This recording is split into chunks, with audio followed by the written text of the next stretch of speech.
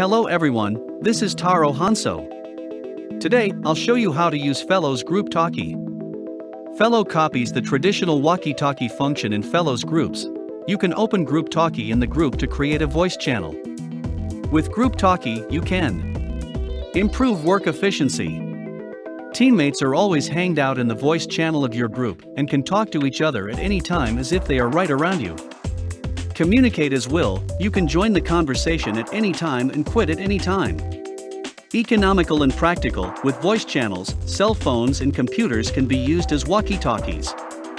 Scenario: when working from home, use Group Talkie to invite colleagues and support up to 17 members to speak at the same time. In lectures with hundreds of people, each member of Group Talkie can clearly hear the speaker. When playing games with friends, use Group Talkie to make high-quality calls and improve coordination with teammates. How to use it? Click on the created group chat. In the upper right corner of the chat box, click the Group Talkie button. A push message will be sent to the group to notify the group members.